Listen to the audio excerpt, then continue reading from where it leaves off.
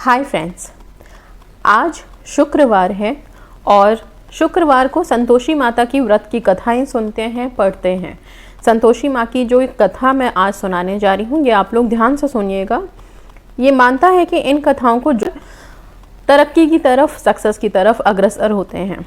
आइए सुनते हैं संतोषी माता की इस कथा को। माना जाता है कि यह कथा पढ़े बिना संतोषी माता का व्रत अधूरा होता है। संतोषी माता व्रत की पौराणिक कथा के अनुसार एक बुढ़िया थी। उसका एक ही पुत्र था, मतलब एक ही बेटा था। बुढ़िया पुत्र के विवाह के बाद बहू से घर के सारे काम करवाती, परंतु उसे ठीक से खाना नहीं देती थी। यह सब लड़का देखता पर माँ से कुछ भी नहीं कह पाता। बहू दिन भर काम में लगी रहती, उपले थापती, रोटी रसोई करती, बर्तन साफ करती, कपड़े धोती और इसी में उसका सारा समय बीत जाता। काफ़ी सोच विचार कर एक दिन लड़का माँ से बोला, माँ मैं परदेश जा रहा हूँ। माँ को बेटे की बात पसंद आ गई तथा उससे जाने की आज्ञा भी दे दी।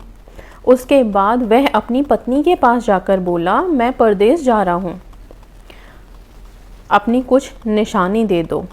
पति ने पत्नी से बोला कि तुम मुझे अपनी कोई निशानी दे दो, मैं परदेश जा रहा हूँ।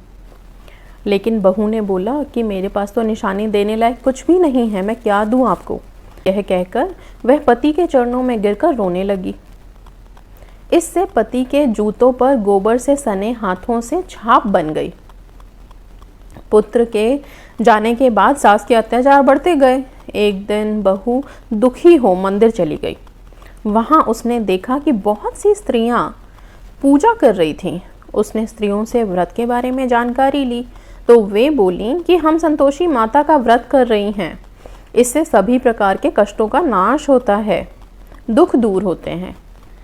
स्त्रियों ने बताया, शुक्रवार को नहा धोकर एक लोटे में शुद्ध जल लें, गुड़ चने का प्रसाद लेना तथा सच्चे मन से माँ का पूजन करना चाहिए। खटाई भूल कर भी मत खाना और ना ही किसी को देना, एक वक्त भोजन करना। व्रत विधान सुनकर अब वह प्रति शुक्रवार को संयम से व्रत करने लगी। माता की कृपा से कुछ दिनों के बाद पति का पत्र आया। कुछ दिनों बाद पैसे भी आए।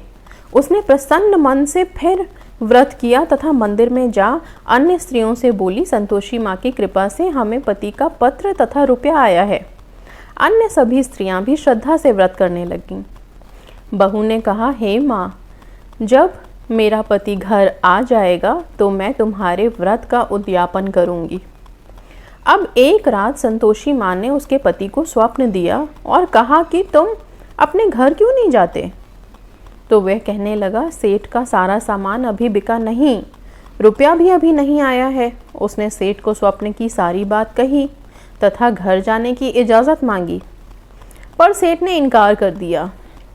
माँ की कृपा से कई व्यापारी आए, सोना चांदी तथा अन्य सामान खरीद कर ले गए। कर्जदार भी रुपया लौटा गए। अब तो साहूकार ने उसे घर जाने की इजाज़त दे दी।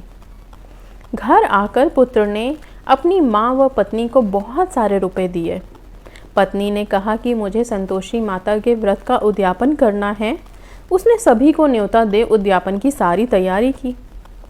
पड़ोस की एक स्त्री उसे सुखी देख ईर्ष्या करने लगी थी। उसने अपने बच्चों को सिखा दिया कि तुम भोजन के समय खटाई ज़रूर मांगना।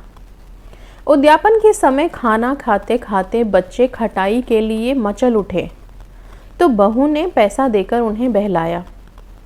बच्चे दुकान से उन पैसों की इमली खटाई खरीदकर खाने लगे तो बहू पर माता ने कोप किया। माँ को क्रोध आ गया। संतोषी माता बहुत क्रोधित हो गई। राजा के दूत उसके पति को पकड़कर ले जाने लगे तो किसी ने बताया कि उद्यापन में बच्चों ने पैसों की इमली खटाई खाई है। तो बहू ने पुनः व्रत के उद्यापन का संकल्प किया। संकल्प के बाद वह मंदिर से निकली तो राह में पति आता दिखाई दिया। पति बोला, इतना धन जो कमाया है उसका कर राजा ने मांगा था। अगले शुक्रवार को उसने फिर विधिवत व्रत का उद्यापन किया इससे संतोषी माँ प्रसन्न हुई। 9 माह बाद चांद सा सुंदर पुत्र हुआ। अब सास, बहू तथा बेटा माँ की कृपा से आनंद से रहने लगे।